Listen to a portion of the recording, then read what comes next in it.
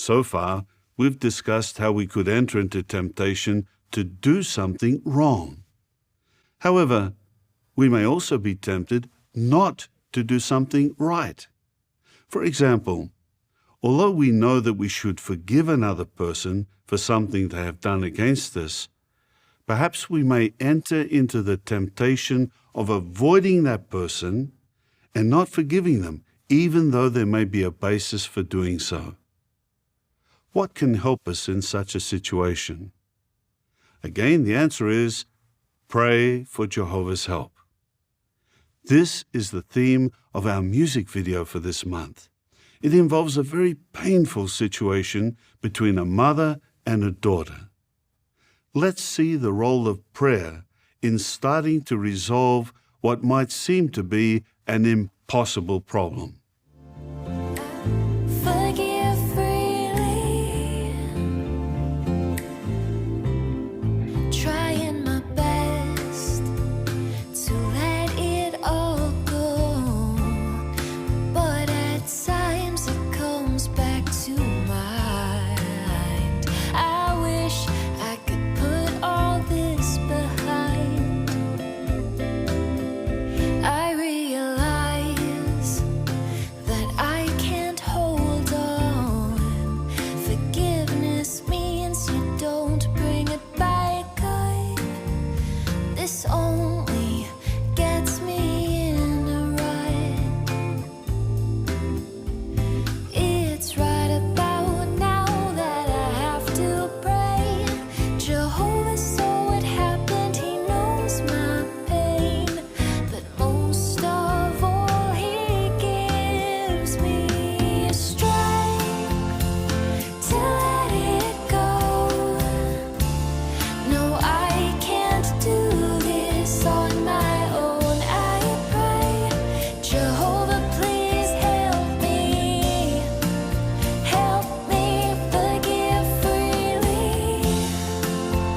He'll help me to reflect the way he forgives, the way he forgets. I pray, Jehovah, please help me. Help me forgive freely. Forgive freely.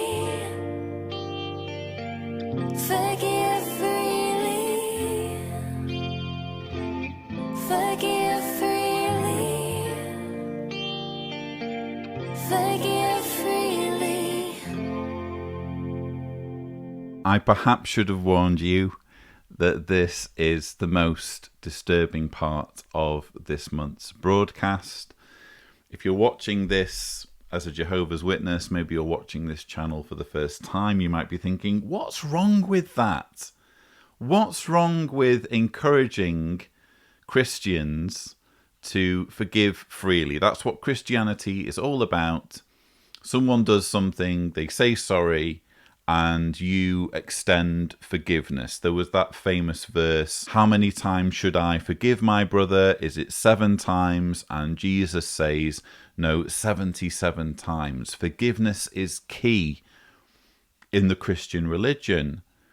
But when you listen to this song, or watch this video even, in the context of child protection, it takes on a whole different meaning, and you start to see why it's so problematic for there to be such an onus on the sin of CSA, and I'm being careful due to demonetization, the sin of CSA versus its criminality. If something is a sin, then you can be forgiven of it. You can be repentant.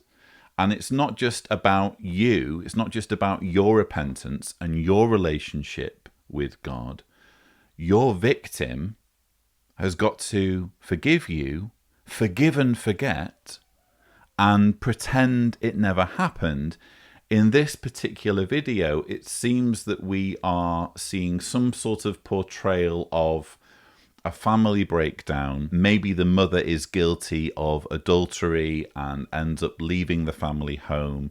And then years later, when her daughter is older, She meets with the elders, gets reinstated, and the daughter must forgive the mother, who we assume devastated the family in some way through her actions. That seems to be the narrative of the video, but exactly the same forgiveness is expected of someone who commits the sin of CSA. In that context, let's just revisit some of these lyrics. Forgiveness means you don't bring it back up, or as she sings it, you don't bring it back up. This only gets me in a rut. This only gets me in a rut, I think she means. Forgiveness means you don't bring it back up. This only gets me in a rut. Really bizarre way of singing. I find it so distracting. Anyway, you're not allowed to bring it back up. This only gets me in a rut. You're in a rut if you can't move on and forget. It's right about now that I have to pray. Jehovah saw what happened. Jehovah saw what happened, he knows my pain. It's okay so long as Jehovah saw what happened. You can see where that thinking can lead. As long as Jehovah saw what happened, as long as it's being dealt with spiritually, we don't need to worry about involving the authorities. Honestly, everyone investigating Jehovah's Witnesses, including ICSA, including whoever, they need to see this music video, because this perfectly demonstrates the culture of forgiveness inside the Jehovah's Witness religion and what victims are up against. Not only do they have to cope with their abuse being covered up in case after case, but to add insult to injury, they have to forgive and forget.